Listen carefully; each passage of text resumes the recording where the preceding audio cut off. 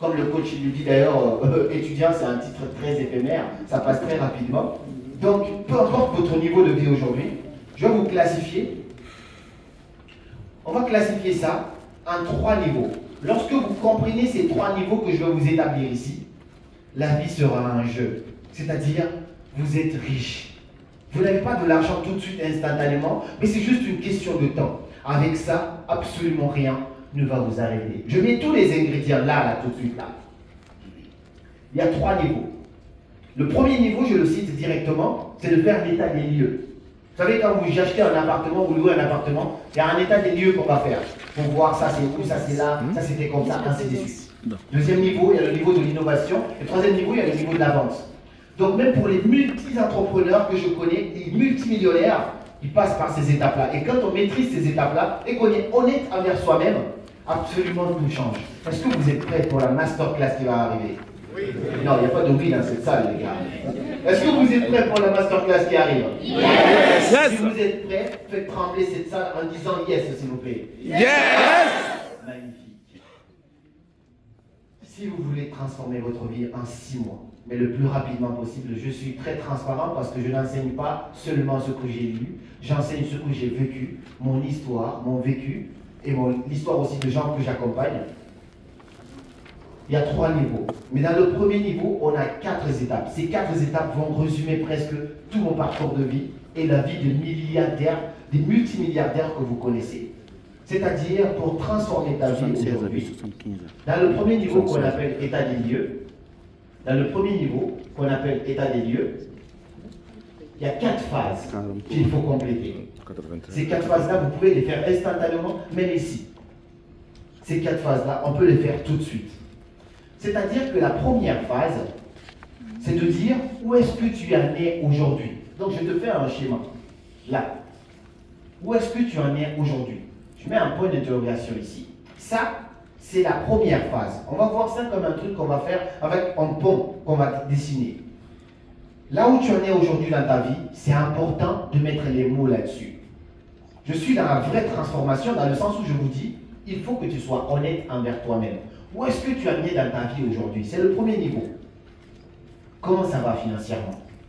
Comment ça va relationnellement? Comment ça va en termes d'état de bonheur à l'intérieur de toi? Il faut que tu parviennes à mettre les mots là-dessus. Pour faire cet exercice-là, à l'époque, j'étais assis dans une voiture, c'était en 2016-17, j'écrivais exactement ce qu'on me demandait de dessiner, mais sur ma propre vie. Ma vie, elle était misérable à l'époque. Ma vie était misérable parce que je n'avais pas de relation que je voulais. Ça, c'était même pas quelque chose auquel je pensais. Pour moi, affaire de relation, ça venait après. Parce qu'il y avait vraiment une précarité. Mais en plus de ça, je n'avais plus mon père. Donc, plus aucun espoir financièrement. Ma mère n'a pas fait de longues études, elle faisait des petits commerces. Elle n'a jamais réussi finalement à s'en sortir. Tous les jours, son business est fini, il faut encore renouveler. Ma mère, c'est ça. C'est génial. C'est les mamans en Afrique. Mais elle fait quand même du business. Depuis que je suis né, ma mère a fait du business. Jusqu'aujourd'hui, elle fait du business. Mais à chaque fois, le chiffre d'affaires revient à 0, tu dois encore remonter le chiffre d'affaires. Chaque fois, c'est ça. Je me moque d'elle, je dis, mais toi, à Maléké, il y en a qui comprennent Maléké ici. À chaque fois, c'est, enfin, ça veut dire, mon chiffre d'affaires est tombé, il faut m'aider à relever la compte. Tout le temps, c'est ça. Mais, moi, c'était de faire le point sur ma vie, de me dire, mon père, il est parti, il a laissé 9 enfants derrière lui. 0 espoir. Moi, je suis le seul garçon de ma mère, 2 sœurs. Il fallait que je reprenne ma vie à main pour devenir quelque chose ou quelqu'un pour ces gens-là. Et donc ça, c'était pour faire le point sur ma vie. Faire le point sur ma vie, c'était de me dire que je n'avais pas les vêtements que je voulais. Je n'avais même pas un vélo à l'époque, mais c'était de faire une introspection honnête envers moi. Ce n'est pas des semblants, les photos Instagram. Non, parce que sur Instagram, tout le monde est riche. Sur Facebook, tout le monde est coach. Mais qu'est-ce que tu es dans la vraie vie? Sois honnête envers toi-même. Ça, c'est la première étape. Faire une introspection, être honnête envers soi-même. Maintenant, une fois que j'ai fait cette première étape de façon très honnête, la deuxième étape, c'est de savoir où est-ce que je veux aller. Où est-ce que je veux aller? Donc, de là à là, l'étape suivante, c'est où est-ce que je veux aller? Où est-ce que je veux aller? Ça, c'est le pont qu'il y a là. Où est-ce que je veux aller? Ça veut dire, qu'est-ce que je veux pour ma propre vie? Étant donné que les barrières sont brisées, il n'y a plus de barrières limitantes, on ose rêver. Et quand on ose rêver, on ose demander à la vie qu'est-ce qu'on veut de la vie. Beaucoup de gens veulent avoir des choses dans la vie. Ils veulent réussir dans la vie, mais ne savent pas dans quoi réussir. La première étape pour avoir ce que tu veux, c'est de savoir ce que tu veux. Mais beaucoup ne savent pas ce qu'ils veulent. Ils se réveillent le matin et puis ils vivent la vie. Ils laissent Dieu les guider. Ils continuent à prier à la mosquée, à l'église. Mais même si tu continues à faire toutes les mosquées où tu pries 24 heures sur 24, si tu ne demandes pas clairement à la vie ce que tu veux, tu ne l'auras pas. C'est pour ça que vous devez prendre le temps. Je me rappelle à l'époque, je vais vous faire sortir une image, peut-être tout à l'heure, où j'écrivais en fait exactement ce que je devais devenir dans un petit cahier. Vous allez voir, je pense, là, ça c'était, on dit il y a 5 ans. Et j'ai capturé ça l'année dernière. Donc il y a 6 ans de ça, 2019, quelque chose comme ça, j'étais en train de lire un livre. Et j'écrivais, je vais réaliser de grandes choses dans ce monde. Le monde a besoin de moi. Mais ça c'était juste sur mon petit truc sur lequel je lisais. Mais au-delà de ça, parce que ça, aucun de vous ici ne me connaissez. Personne, peut-être une personne avec qui j'ai étudié, qui est là, Chérif, dans la salle. J'ai fait l'université avec Chérif. Il est au Burkina Faso en ce moment, donc je l'ai invité pour qu'il puisse venir. Tout ce que je dis là, il peut en témoigner. Donc, j'écrivais ça. Ça, j'étais arrivé à peine en France, donc je lisais. Mais j'avais un cahier, c'est un cahier de 2016. Même quand j'ai perdu mon père, c'était un bloc-notes personnel, j'écrivais dedans. Je me rappelle, ma première nuit en France, c'était tellement douloureux, je regrettais même pourquoi j'ai mis pied en France, parce que tu rentres dans un monde de solitude, tu as un appartement, ça fait 6 mois, tu ne vois pas ton voisin. Je sais pourquoi j'ai quitté mon pays pour venir. J'étais dans le regret, très honnêtement. Mais tout mon parcours était écrit. Ma première nuit, je me rappelle de mes textes encore, c'est dans ce cahier-là, c'est très confidentiel. Même si je t'aime à la folie, je ne laisse personne ouvrir ce cahier. Peut-être je peux me permettre de faire lire une page à quelqu'un, mais c'est un cahier qui est très confidentiel. Donc j'écrivais derrière mon cahier en disant, première nuit en France, j'écrivais la date 24 août 2018. Ma famille me manque, ma mère et mes sœurs me manquent. J'espère que je vais réussir très rapidement pour pouvoir les sortir de la pauvreté. J'écrivais mot par mot ces trucs-là. J'ai encore le cahier avec moi. Il est chiffonné dans tous les sens, mais je l'ai encore. Mais j'écrivais avec précision tout ce que je voulais de la vie. Ça commence là. C'est-à-dire demander. N'ayez pas peur de demander à la vie. Demandez à la vie exactement ce que vous voulez. Et quand vous demandez à la vie, on peut encore préciser ça ici tout à l'heure. Parce que je vous dis, je condense tout ça là-dedans. Vous allez voir tout à l'heure. Première étape, être honnête envers soi-même. Deuxième étape, savoir qu'est-ce qu'on veut de la vie. Où est-ce qu'on veut aller. Qui prend des taxis ici? On prend tous des taxis quand même. Qui prend un taxi? On prend tous des taxis dans la vie quand même. Mais qui est monté déjà dans un taxi sans dire au chauffeur où je vais? Tu montes, imagine aujourd'hui, bon, on est à Ouagadougou, comme c'est le pays des hommes intègres, tu montes parce que tu es intègre, le taxi il est intègre, chauffeur, on y va. On y va ou non, on y va seulement. Il va dire tu es fou, on est d'accord. Mais dans ta vie, c'est exactement pareil. Tu peux monter dans le taxi de ta vie sans savoir où tu vas. Il faut demander quelque chose à la vie. Mais c'est pour ça que je vous demande d'être précis dans vos demandes. Une fois, bon, je n'ai pas de pièces sur moi, j'ai demandé dans une conférence qui veut devenir riche ici. Tout le monde a levé la main. Qui veut beaucoup d'argent? Tout le monde a levé la main. J'ai sorti des pièces en euros, j'ai partagé aux gens. Ben, voici l'argent, vous voulez beaucoup d'argent. Normalement, pour certaines personnes dans un coin de ce village, ça, 1 euro, c'est beaucoup d'argent. Parce que tu n'as pas demandé avec précision, il faut que tu demandes exactement ce que tu veux. Un exemple que j'aime bien faire, même mon mot de passe, c'est-à-dire mon Bluetooth, c'est en vibration de ce que je veux cette année. J'écris par exemple que cette année, je veux gagner 2 millions d'euros. Ça, c'est mon objectif. Même vous prenez mon téléphone, mon AirDrop là, c'est ça. C'est Bluetooth, c'est ça. 2 millions d'euros. J'écris ça. Maintenant, quand j'écris 2 millions d'euros, dans ce que je veux là, je veux faire en sorte que ça soit tellement clair que même en dormant, je sais déjà où est-ce que je dois me mener. C'est-à-dire, l'anecdote par rapport à ça, c'est quoi? En 2016-15, quand j'ai découvert ce développement personnel-là, 16 du coup, j'avais ma chambre en Guinée. Mon père, il était parti, mais dans ma chambre, moi, j'étais titulaire de ma chambre, propriétaire de ma chambre, quoi. Moi, j'écrivais mes objectifs sur le mur. À ce moment-là, j'ai écrit sur le mur 10 millions. Parce que j'avais commencé la vente des livres. Moi, je me dis, je veux 10 millions. J'ai demandé exactement à la vie ce que je voulais. Quand j'ai écrit 10 millions, moi, je pensais avoir ces 10 millions-là en 6 mois, 1 an, 10 millions de francs guinéens, ça fait 1000 euros. Mais moi, je n'avais jamais gagné 100 euros de ma vie. En 2016, je n'avais jamais gagné 100 euros. Donc, j'écris ça. Au bout de 2 mois, je suis venu, j'étais obligé de rajouter 1 zéro à la fin. Parce que j'ai atteint les 10 millions assez rapidement. Parce que ça commence par écrire avec précision. Maintenant, quand j'écris, aujourd'hui, je suis à un autre level, quand j'écris mes 2 millions d'euros, donc je n'ai pas envie trop de salir parce que je n'ai pas fini ici, mais là, j'écris mes 2 millions d'euros, voilà ce que je vais faire maintenant, d'accord? Et ça, je demande à chacun de le faire. Ça veut dire détailler le plan de votre objectif. J'ai écrit les 2 millions parce que je veux savoir exactement où je veux aller. Parce que je suis entrepreneur, je sais que je fais de la vente ambulante, je fais quoi que ce soit. Quand j'ai écrit mes 2 millions, je vais maintenant mettre ici quelles sont les sources de revenus qui doivent me mener à ces 2 millions-là. Il faut que je sois très clair avec moi-même.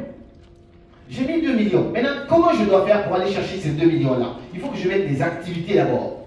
Les activités dans mon business. Les activités dans ton business. On n'a pas les mêmes business. Mais tu mettras ici des activités qui vont te permettre. Si tu es commerçant, tu vas dire la vente des mèches, je vais mettre ça ici. Les interventions en tant qu'intervenant, je vais mettre ça ici. Mon immobilier que j'ai là-bas, je vais mettre ça ici, ainsi de suite. Moi, ce qui me concerne, je vais te dire par exemple, oh, je suis conférencier aussi, donc je vais mettre par exemple les conférences ici. J'ai une agence de marketing, je vais mettre ici agence. Ensuite, j'ai quoi? J'ai mes réseaux sociaux, je vais mettre ici réseau. J'ai quoi d'autre? Les formations que je donne, je vais mettre ici formation. J'ai pas fini. Je suis consultant, c'est-à-dire j'interviens pour accompagner les entreprises. Je peux mettre ici consultant. Quand j'ai mon objectif, il faut que je mette toutes les sources de revenus qui peuvent m'aider à aller chercher mon objectif. Ça, c'est la première étape. Deuxième étape, ce que je fais dans ce cas-là, c'est très simple. Maintenant, je vais demander à chaque source de revenus combien ça peut me rapporter dans cette année-là. Il faut que je sois clair et honnête envers moi-même. C'est-à-dire, je me dis, ok, avec les conférences, supposons pour un objectif de 2000, combien je dois faire pour pouvoir atteindre le chiffre d'affaires global que ça peut m'apporter les conférences? Je peux faire une connerie, je raconte par exemple 100 000. Donc je te dis que les conférences seulement peuvent me rapporter 100 000 euros. C'est pas beaucoup, mais je me dis, c'est quand même une première étape pour s'approcher d'ici. Deuxième chose que je vais demander, j'ai une agence de marketing. Là aussi, on se fixe un objectif de chiffre d'affaires de 200 000 par exemple. 200 000. 200 000 euros. Ensuite, les réseaux sociaux, tu vas te dire, bon, mes réseaux sociaux, YouTube, Facebook, TikTok, peuvent aussi me rapporter un peu d'argent. Je vais mettre un peu pessimiste là-bas, 50 000. Et puis aussi, tu vas te dire, les formations, bon, les formations peuvent me rapporter, bon, je monte un peu plus, 500 000. 700 000 euros. En tant que consultant aussi, tu es rémunéré pour faire des interventions, tu vas mettre aussi un certain montant. Je sais que beaucoup de gens ne sont pas très à l'aise avec l'argent, mais il faut parler des chiffres. Qui est à l'aise avec les chiffres ici? C'est important de parler des chiffres. Parce qu'en Afrique, on a souvent cette tendance-là à être tabou. Tu vas voir un multimillionnaire, tu vas lui dire comment tu es devenu riche. Mon fils, la baraka, ça ne marche pas ça. Il faut lui dire complètement comment tu as fait. Donc voilà, on est un peu dans ce truc comme ça. Une fois que tu as écrit tout ça, maintenant tu vas pouvoir détailler. Combien de ça là vont te permettre d'atteindre les 100 000? Combien de ça vont te permettre d'atteindre les 200 000? Combien de ça? Qu'est-ce que tu dois faire comme action? Pour les vidéos, par exemple, je te donne un exemple très simple. Pour atteindre les 50 000, c'est vraiment très facile. Je peux te dire, je fais 2 vidéos YouTube par semaine. Avec ça, avec les autres réseaux et tout ça combiné, je peux m'approcher des 50 000. Ça, c'est OK. Donc, je vais te dire quoi aussi? Les formations. Si j'ai un programme de formation, il faut que je parvienne à vendre. Je divise ça par le nombre de prix, par exemple, de ma formation. Si ma formation coûte 500 euros, il faut que je vende 500 euros. Ça, la diviser par 500 euros, donc le nombre de clients. Ça aussi que je mets dans ma tête. Là aussi, je monte les consultings. Il faut que tout soit clair de façon propre. Lorsque c'est clair, absolument rien ne peut t'arrêter. Je rajoute un ingrédient avant d'aller sur le troisième point. L'ingrédient que je rajouterai ici, c'est d'être obstiné par ton objectif. C'est-à-dire, il faut être fou. L'objectif, c'est quoi? Là, je vous dis par exemple que mon airdrop s'appelle 2 millions. En 2000, je pense que c'était autour de 2022, je voulais faire mes premiers 100 000 euros dans mon business. Tous mes amis le savaient. J'avais une Peugeot à ce moment-là. En 2022, j'avais une Peugeot à peine. J'ai pris ma Peugeot, la direction, tu sais quand tu conduis ta voiture, le logo de la voiture que tu vois. Là-bas, j'ai mis 100 000. Donc je ne voyais plus le logo, c'était Peugeot 206, j'avais plus de Peugeot, je voyais 100 000. Dans mon appartement, quand je suis dans mon lit, ce que je vois, la première image que je vois, c'est 100 000. Quand j'ouvre mes toilettes, d'abord pour ouvrir, je vois 100 000. Et puis quand je suis assis aussi aux toilettes, je vois 100 000. Quand je suis couché dans mon lit, mon mur en haut, là, je vois 100 000. J'étais obsédé par l'objectif. Ça fait que même quand j'allais en boîte avec mes amis, je sortais avec eux, il suffit que mon téléphone sonne, je vois mon fond d'écran, Mon cœur il bat. Je me dis, il y a un objectif qui n'est pas atteint quelque part. Tu rentres, tu deviens encore plus discipliné et aligné. Ça ne veut pas dire qu'il n'y a que l'argent qui a du sens, mais quand tu sais ce que tu dois faire de ton argent, tu es motivé de le gagner finalement. C'est pour ça que vous devez être obstiné par votre objectif. Est-ce que ça fait sens pour vous? Et yes, s'il vous plaît. Yes. Magnifique. Maintenant, je vous ai dit que le premier niveau, c'est savoir où est-ce que tu veux aller aujourd'hui. Deuxième niveau, savoir où est-ce que tu veux aller. Ça doit être le plus clair possible. Plus c'est clair, mieux c'est. Troisième niveau maintenant, c'est de savoir pourquoi tu dois aller là. Ça, c'est le pont qui sépare les deux. Pourquoi tu dois aller là? Voici les équations qui préparent le mindset de quelqu'un. Finalement, tu le vois dans la rue, il marche comme un millionnaire, mais il n'a pas d'argent encore. Toi, tu le vois, tu te dis, il est fou, mais dans sa tête, il a déjà ces millions-là. Et ça commence là. Voici les équations. Pourquoi tu dois gagner ça? Le pourquoi, c'est la chose la plus importante dans toute cette équation-là. Pourquoi je n'ai pas commencé par comment?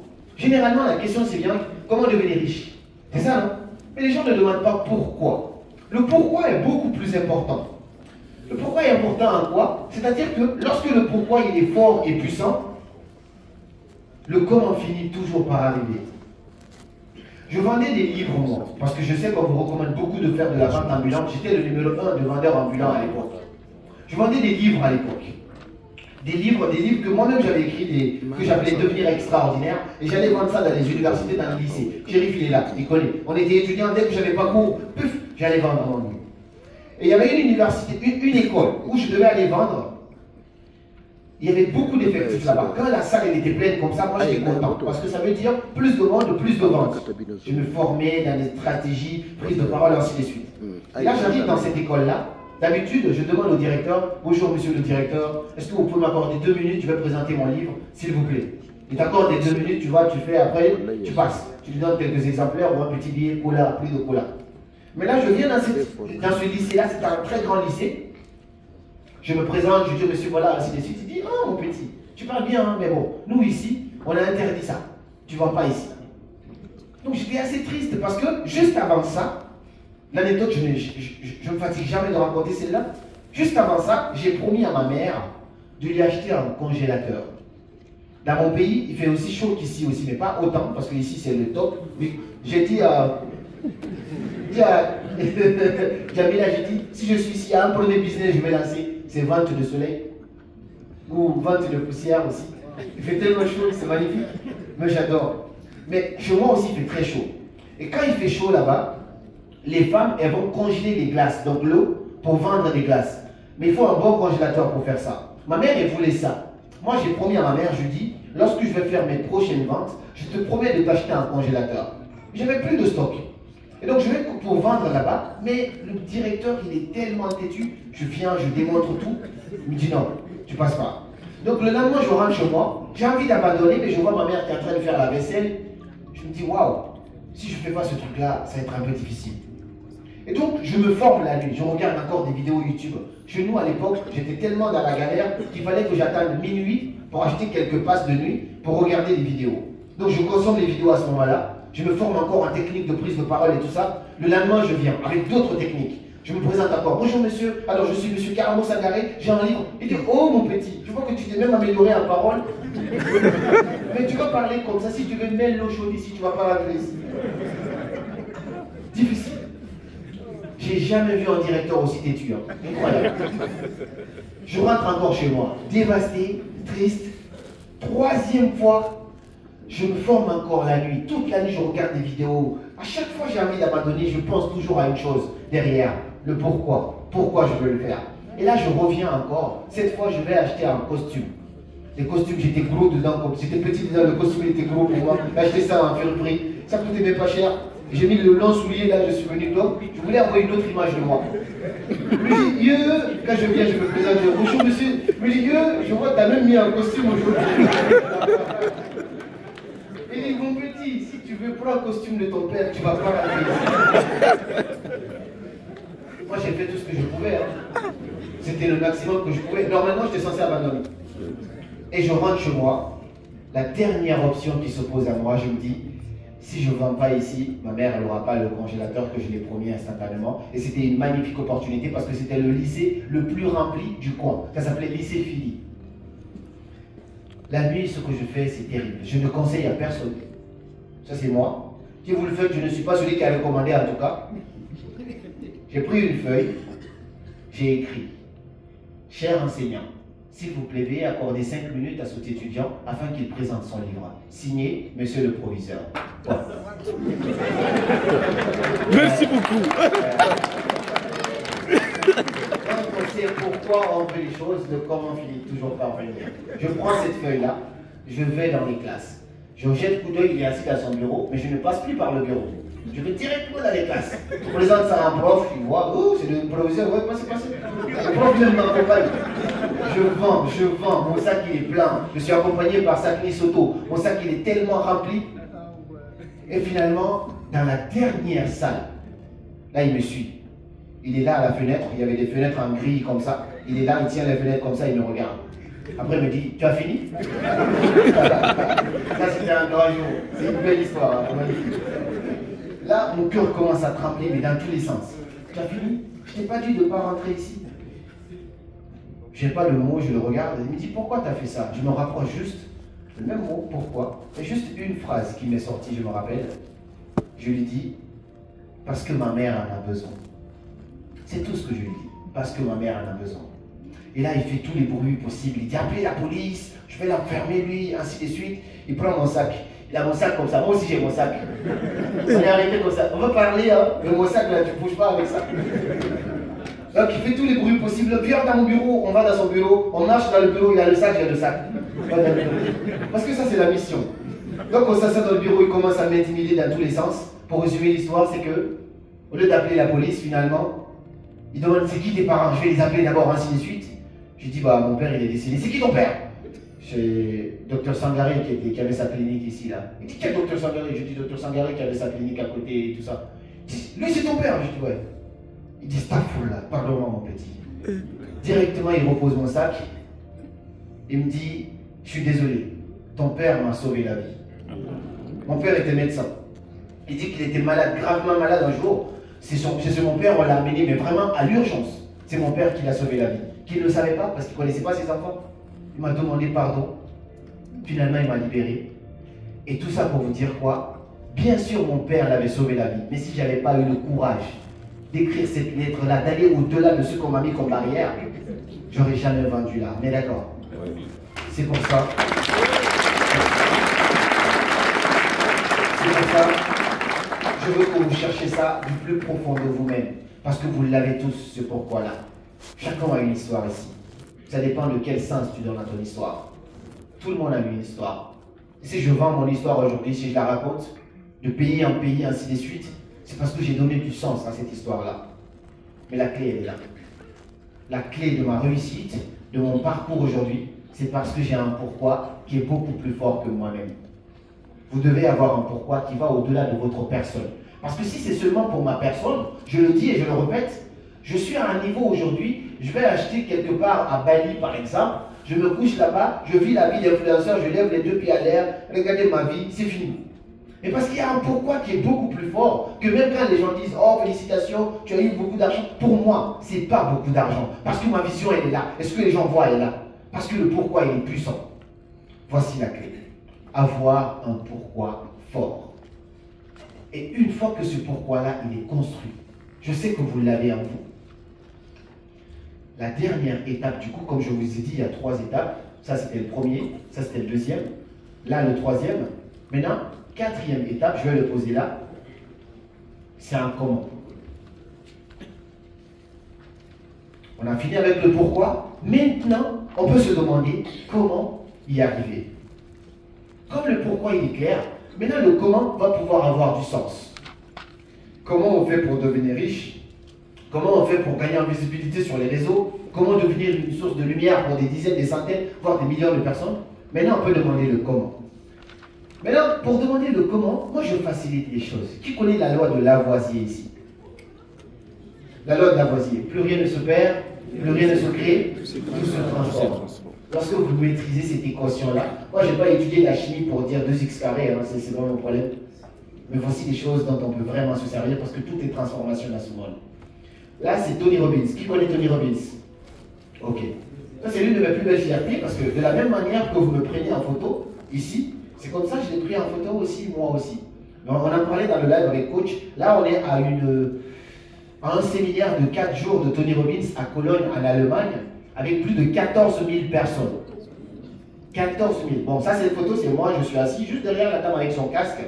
Plus de combien de nationalités dans la salle? Les gens ont des casques, ceux qui ne comprennent pas l'anglais, ils ont des casques pour écouter. 14 000 personnes. Une chose m'a seulement choqué, je vous en parle rapidement, c'est que dans ces 14 000 là, moi, je n'ai pas vu 10 noirs là-dedans. Je n'ai pas vu 10 noirs dedans. Donc au total, j'ai fait le résumé, je me dis peut-être qu'on n'est pas 50 ici. Sur 14 000. Par contre, on est prêt à se donner de la force pour remplir des stades quand il s'agit de faire la fête. Après, on dit, oh l'Afrique, on est en retard, ainsi de suite. Mais on est où? Quand il s'agit de choses qui font réellement bouger les choses. Là, la place minimum, ben, écoutez, 1 000 €. Ça, c'était la place minimum. Ça, c'est des gens qui sont, vous voyez, des gens au bout là-bas, là. Mais il y a encore des gens encore au-dessus de là-bas. Dernier étage, 1 000 €. C'est-à-dire, tu vois sur un écran le monsieur. Maintenant, pour être en bas, là où moi j'étais, c'est 2 500. Pour être encore devant là-bas, c'est 5 000 €. Tout ça pour juste se former. Et tu dis aux gens, 25 000 francs, c'est pas, oh monsieur, c'est cher, hein, tu peux diminuer un peu. Mais moi j'ai payé au total 3 500 € pour suivre ça au total, entre le billet et tout ce qui va avec. J'ai pris ma voiture d'ailleurs et l'hôtel et tout ça. Pourquoi je vous dis ça? Le secret ultime de la réussite, c'est la modélisation. Et le comment se trouve dans ce truc-là. Tu veux réussir en tant que photographe professionnel? Demande-toi qui est le meilleur photographe de ce pays ou de ce continent. Comment il fait? Où est-ce qu'il s'est formé? Qu'est-ce qu'il suit comme programme? Inspire-toi. C'est pas copie-le, non. Inspire-toi de celui-là. Moi, c'est celui-là qui m'a fasciné dans le développement personnel depuis l'époque. Le premier livre que je lis qui transforme vraiment ma vie, c'est Pouvoir illimité de Tony Robbins. J'avais même pas d'argent pour l'acheter. Je l'ai lu en résumé à l'époque. Mais les exercices qui te fait faire ainsi de suite, je voulais rencontrer ce monsieur-là parce que il m'a fasciné. Et ce monsieur m'a tellement fasciné que j'ai adapté les pas en m'inspirant de sa façon de parler, même de sa façon d'applaudir. Quand j'étais au Congo, on m'a dit que j'étais bizarre. Les gens applaudissent comme ça. Moi, j'applaudissais comme ça. Parce que ce monsieur, il applaudit comme ça. Parce que ça m'était tellement traversé là que c'était devenu naturel pour moi. Ce que je veux vous partager ici, c'est que si vous avez un modèle, si vous voulez réussir plutôt, trouvez un modèle. Dans n'importe quel domaine, trouvez un modèle. Je veux devenir président, mais un bon président pour mon peuple, je dois avoir un modèle de président. Je veux devenir un excellent vidéaste dans ce pays, il faut que j'ai un modèle en tant que vidéaste. Mon modèle n'est même pas obligé d'être devant moi. Il peut être aux États-Unis, peut-être qu'il est décédé, mais je peux quand même m'inspirer de quelqu'un. La loi de Lavoisier. Parce que si tu essaies de réinventer la roue, tu vas perdre beaucoup de temps. Par contre, si tu essaies de t'inspirer de quelque chose qui a déjà marché, c'est génial. La modélisation consiste en cela. Pourquoi la modélisation, elle est importante? Je vais revenir sur cette feuille tout à l'heure. Tout à l'heure, je vais revenir. La modélisation, elle est importante parce que je prends l'exemple sur 2 personnes. Je vais prendre l'exemple sur... rappelle-moi le prénom, Zafir. Il y a Zafir qui est là, et puis je vais prendre l'exemple sur Iva. D'accord? Donc Zafir et Iva sont là. Donc là, je mets Zafir ici, Zaf, avec Z. Bon, mon Z là. Et là, je mets Iva. D'accord? Vous voyez tout ça, on est d'accord? Vous voyez tout ça? Vous dormez? Oui. Hey, vous dormez? Non. Pas dormir, on est au pays des hommes intègres. On est intègre même avec le temps. Oui. Donc, j'ai 2 personnes qui ont un objectif en commun qui est d'arriver ici. Ça, c'est le point. Ici, en bas. Zafir est là, Iva est là. Mais Zafir, lui, il a décidé d'aller tout seul. Oh, mais tu sais, moi, je vais y arriver tout seul, je vais... Donc, lui, il est là. La ligne de départ est là. Iva, lui, se dit, je vais me faire accompagner ou je vais avoir un mentor. Je vais trouver quelqu'un qui a déjà fait le parcours que je veux faire. Et comme ça, il va peut-être me dire qu'est-ce qu'il faut faire et qu'est-ce qu'il ne faut pas faire, qu'est-ce qu'il faut éviter, ou je vais m'inspirer de son parcours avant d'innover. Donc, Iva va se faire accompagner par un petit coach qui est là, ou sinon avoir un modèle qui est là, lui. La différence entre les deux, c'est qu'il n'y a jamais de ligne droite vers la réussite, on est d'accord? Il y a forcément des barrières, des chemins, des embûches, tout ça. Mais quand Zafir va commencer le chemin, il va arriver ici, il y a une barrière. Il va donc prendre la route, tac, il va prendre une barrière. Ça va lui prendre peut-être 1 an, 2 ans pour quitter cette barrière-là. Ensuite, il va comprendre que ça, c'est pas la bonne route. Il va reprendre cette route-là. Il continue encore ici, il se prend encore une autre barrière. Puis, il va se rendre compte que non, là, il faut même que je fasse demi-tour d'abord. Il fait encore demi-tour. Ensuite, il reprend une autre route ici, là. Ici, encore barrière. Puis ici, là. Ici, encore barrière, jusqu'à arriver ici. Le seul problème, il est peut-être arrivé à destination, mais ça va lui prendre peut-être 10 ans. Parce qu'à chaque fois, il faut qu'il reprenne à zéro, il faut qu'il... ainsi de suite, il y a tout ça. Alors qu'à l'inverse, il se dit, je vais m'inspirer de quelqu'un qui l'a déjà fait. Moi, je suis photographe, je veux faire les meilleures photos possibles. Je vais m'inspirer d'un photographe qui a eu, mais qui a vraiment raflé tous les partenariats, ou qui a voyagé de pays à pays. Je m'inspire de son parcours. Comment il faisait? Donc lui, il se motive ici, il essaie de s'inspirer. Maintenant, le mentor, il a compris que quand il avait fait ici, il y avait une barrière. Donc, au lieu de passer par ces pierres-là, on va dire les obstacles sont là aussi. L'objectif est là. Il va prendre le chemin comme ça. Puis il va éviter ça tout doucement, il va revenir un peu par là, il va venir là. Il va éviter ça tout doucement, il va venir jusqu'à côté, il va contourner, puis il sera là. Dans tous les cas, ça pouvait être une ligne, mais ça ne sera jamais en mode oui, tout sera parfait. Ce qui est sûr, c'est que sa courbe sera beaucoup plus rapprochée que l'autre. La différence entre avoir un modèle et ne pas avoir un modèle, c'est là. Si tu veux réinventer la roue, tu vas devoir apprendre tout seul. Combien de temps ça va prendre? C'est pour ça, même Tony Robbins nous dit, c'est 2 fois plus facile d'avoir le physique de tes rêves quand tu as un coach sportif et quand tu n'as pas de coach sportif. Parce que ça te guide d'une certaine manière, il sait ce qu'il faut, il ne sait pas ce qu'il faut. Par contre, si c'est tout seul, ça va te prendre. C'est pourquoi les acteurs qui font des... comme vous voyez Black Panther, les mecs musclés qui sont dedans, ils ne se sont pas entraînés eux seuls et puis ils viennent, oui, prenez-moi, c'est bon, je suis là. Non, on met à disposition un entraîneur sportif entraîné spécialement pour ça. Donc il va les prendre en 2 mois, il peut passer de gros ventre à abdos. En 2 mois. Mais parce qu'il y a quelqu'un qui connaît le chemin, qui lui montre. C'est pour ça que c'est hyper important d'avoir un modèle. L'une des clés de la réussite se trouve dans la modélisation. La modélisation, je la mets en 3 paquets. Premier paquet, c'est-à-dire il faut trouver un modèle. Peu importe ce que tu veux faire comme métier, il faut qu'il y ait quelqu'un qui t'inspire dans ce sens-là. Peu importe. Deuxième étape, au-delà d'avoir un modèle, il faut assimiler ton modèle. Assimiler, c'est-à-dire l'étudier, l'analyser tellement que parfois même on va dire que tu es une photocopie. C'est pas grave, mais c'est pas ça notre but. Et ensuite, le troisième niveau, du coup, troisième paquet, c'est d'innover. Innover, c'est mettre ta petite subtilité dedans. Mettre ta petite particularité dedans. Parce que tout le monde est unique ici. Si tu sors ton téléphone, c'est un iPhone, on est combien de milliards de personnes sur Terre, mais personne ne peut ouvrir avec ses yeux si ce n'est pas tes yeux.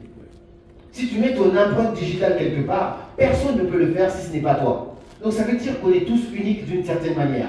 Et cette unicité-là, c'est ce que tu vas rajouter après. Il ne faut jamais copier quelqu'un à 100%, mais il faut s'inspirer de quelqu'un. Il faut faire la différence entre copier et s'inspirer. Parce que ça, si on n'enseigne pas clairement, ça nous rattrape après.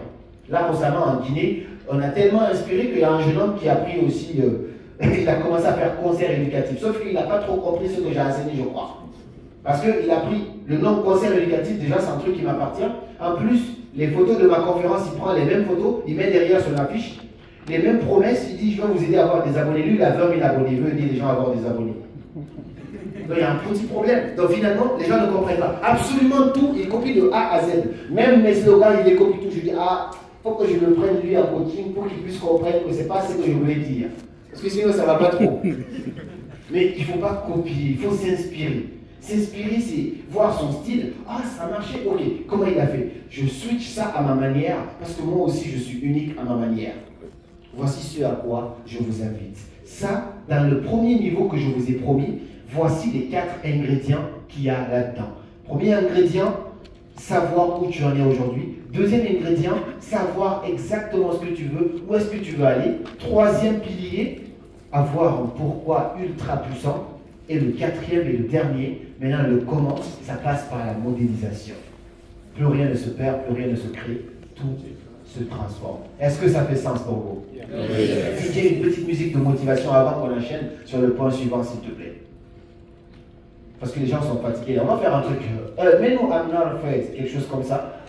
Yeah. Veuillez vous lever, on va faire un truc simple. Je suis embêtant, je suis au pays des hommes intègres.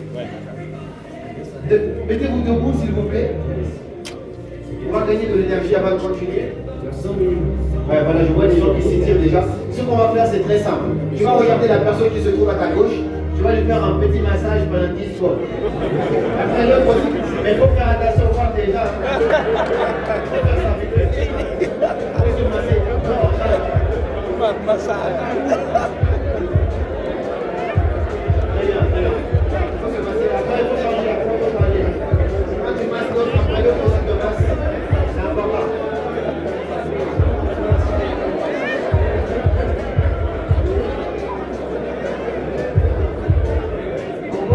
Certains qui profitent.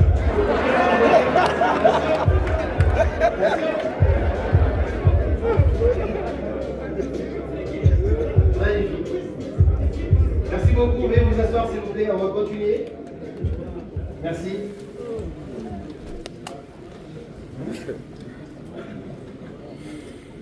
Ok, je vais gérer 40.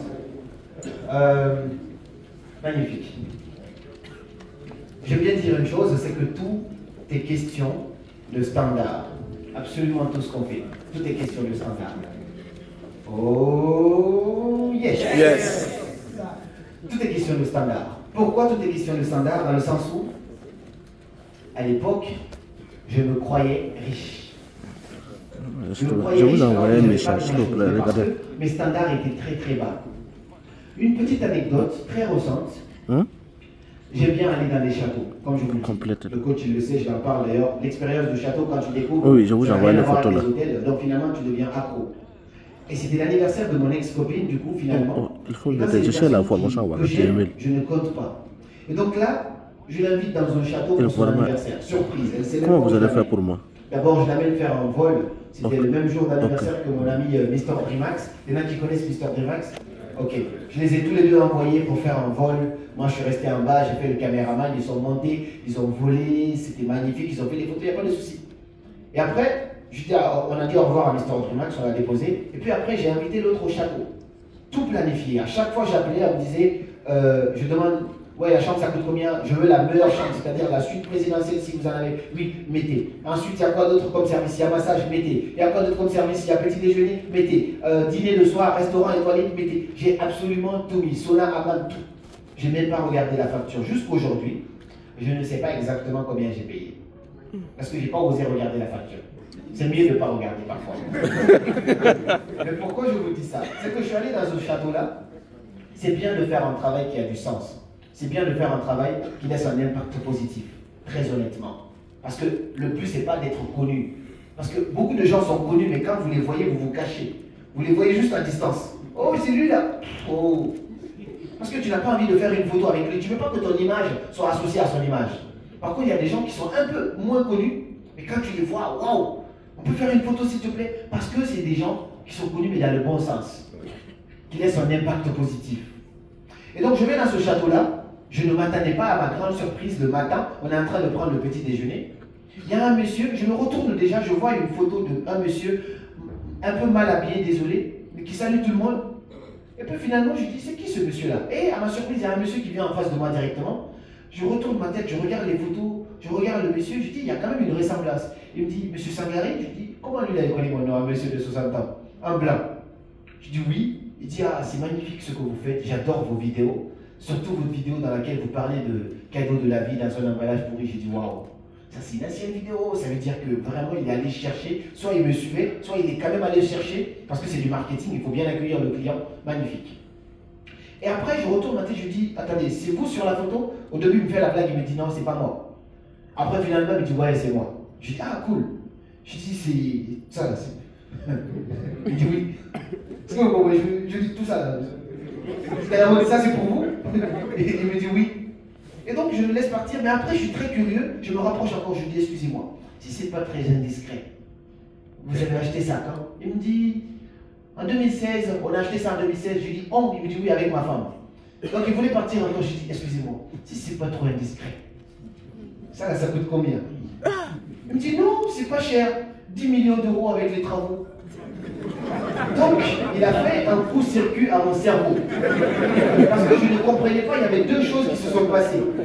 Il m'a dit, c'est pas cher. Après, il m'a dit 10 millions. Donc, je vais où? c'est pas cher, 10 millions d'euros. Donc moi j'étais perdu, je me dis, c'est trompé. Je dis, 10 millions d'euros, oui. 10 millions d'euros avec les travaux, c'est pas cher. Et ça m'a enseigné.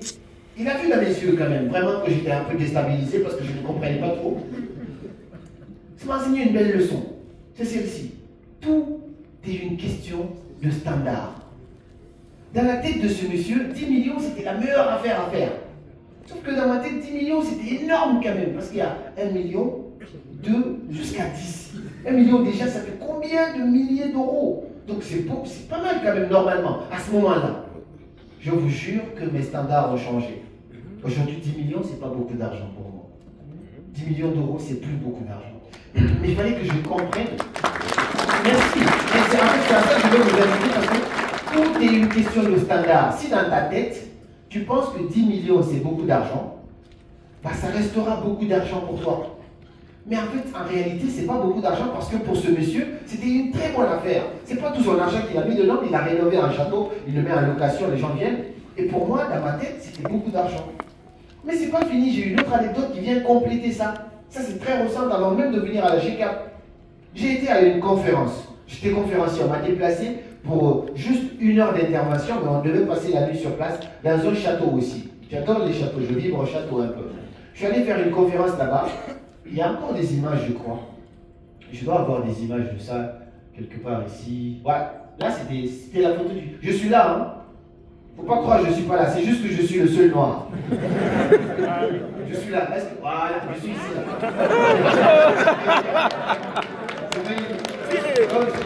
J'étais conférencier ici, il y a même la vidéo sur YouTube. On m'a payé pour juste quelques minutes d'intervention. Le cachet il était très considérable et toutes ces personnes-là qui sont là ont payé minimum 1 000 € pour participer à cette mastermind. On appelle ça mastermind. Qu'un groupe de personnes viennent, vous passez la nuit dans le château, vous avez vos chambres, vous avez un restaurant étoilé, tout ça c'est magnifique. Et donc dans ça, il y a une fille qui n'est pas sur cette photo-là. Voici Mister Dreamax qui est là, aussi sa copine, et c'est lui là qui a organisé l'événement, le jeune homme là. On est là, on est en train de discuter dans la cuisine, et il y a une fille qui vient qui s'appelle Jutoun, on l'appelle comme ça sur Instagram. Elle a intervenu aussi, elle était là pour intervenir aussi. Mais c'est une fille qui gagne au moins 5 000 € par mois avec ses business. Aujourd'hui, elle vit même à Dubaï. Elle a une montre maintenant finalement. C'est une petite montre. Mais moi, je ne connaissais pas trop les montres, à part Rolex, je ne connais pas grand-chose. Et puis, il y a lui là qui lui demande. Il dit, oh tiens, tu l'as acheté ça? Elle dit oui. Tu l'as acheté combien? Non, c'est pas cher. Je l'ai acheté, c'était pas cher, c'était 15 000. Elle dit que c'était pas cher, c'était 15 000 € sa montre. Une petite montre. Et donc moi, avant de venir là, je me croyais riche. Parce que de tous mes amis avec lesquels je circulais, je traînais, c'était des étudiants. Eux, ils gagnaient des 400 €. Moi, je touchais à peu près les 5 000 € par mois. Je me sentais riche par rapport à eux. Mais finalement, je me vois devant une petite fille qui a mon âge, qui a une montre, qui gagne 5 000 € et elle a acheté une montre. Elle me dit, c'est la chose la moins chère qu'elle a acheté, 15 000 €. Je dis, il y a un problème. Et donc, mon standard de qu'est-ce que ça veut dire riche, ça change automatiquement, ça revêt à moi une sorte de motivation de bosser encore 2 fois plus dur. Mais pourquoi je vous partage cette leçon, c'est que tout est une question de standard. Si tu grandis dans un environnement où pour les gens, avoir un MacBook, c'est être riche, tu ne vas jamais devenir riche. Parce qu'en fait, c'est un truc banal que tu crois que c'est la richesse, et finalement, ton standard, il est bas. C'est pour ça, la clé ultime que vous devez avoir, c'est d'apprendre à élever vos standards. Il y a une belle subtilité là-dedans. Parce que beaucoup de gens confondent élever vos standards et faire semblant de devenir riche. C'est différent. C'est très différent. Aller louer une voiture pour faire croire aux gens que tu es PDG, publier des photos sur Instagram, alors qu'il n'y a absolument rien dans ton compte, ce n'est pas ce que je recommande.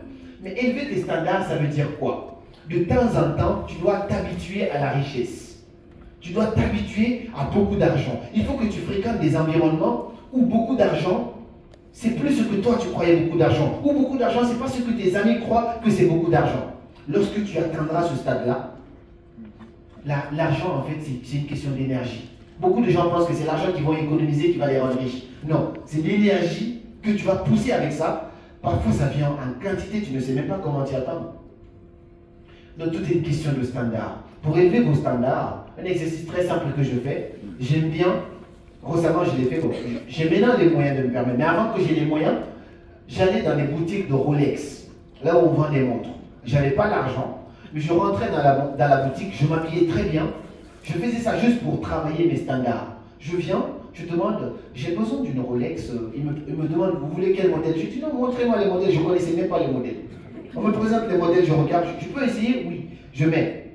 Ça coûte minimum entre les 15 000 et 27 000 euros. C'est la montre, c'est une Rolex.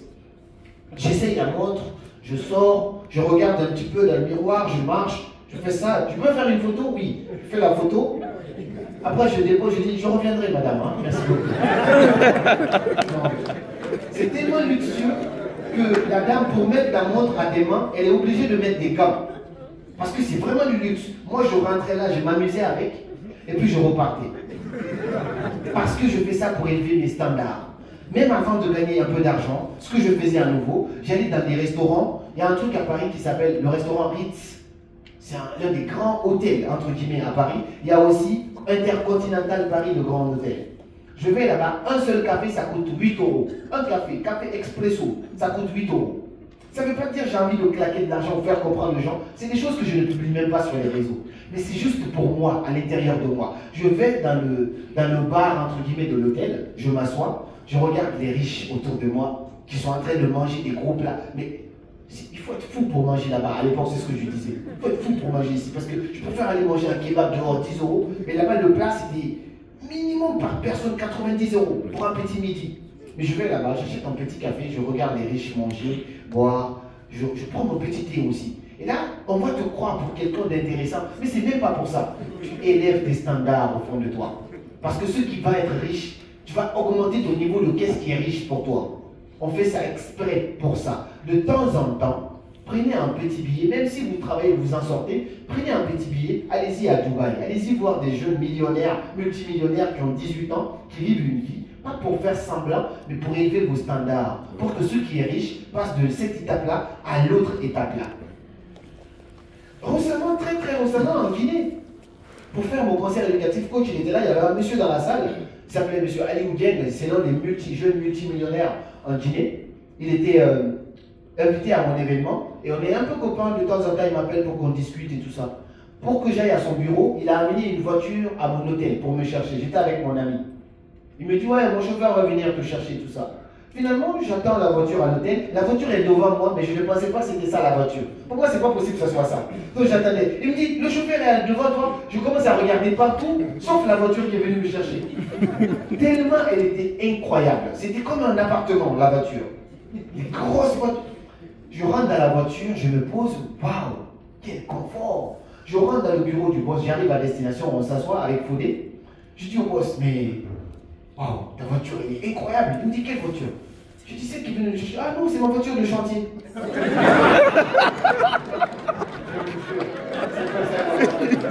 Il était dans la salle quand j'ai raconté cette place. C'est ma voiture de chantier. Ce que moi je croyais comme un appartement. C'était incroyable. C'est ma voiture de chantier. Tout est une question de standard.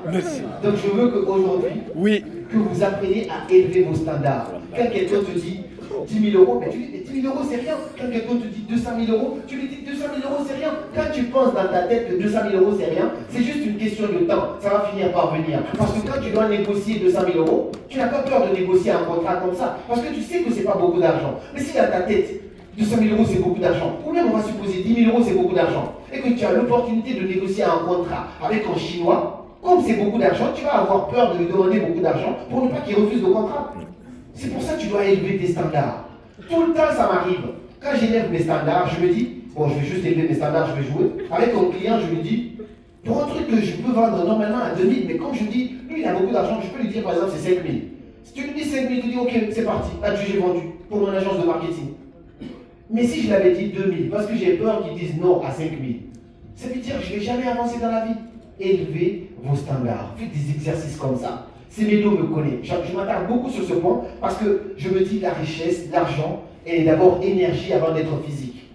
Semedo, c'est un jeune homme qui a 30 ans, très timide, n'a pas confiance en lui, mais je fais cet exercice d'élever ses standards avec lui. Il y a un endroit où on achète des costumes. J'avais amené un costume, mais je ne l'ai pas mis parce que je voulais m'habiller en burkinabé. On m'a offert ça. Le gars qui m'a offert ça d'ailleurs, c'est Nongem Mega. Merci beaucoup pour le cadeau, c'est magnifique. Je suis beau dedans. Je vais m'habiller totalement en burkinabé. Donc, là où j'achète mes costumes à Paris, ça s'appelle Sweet Supply. Tous mes costumes que j'achète à Paris, c'est là-bas. Moi, c'est soit c'est de la qualité, Dieu merci, j'ai pu élever mes standards, c'est soit c'est de la qualité, soit c'est rien.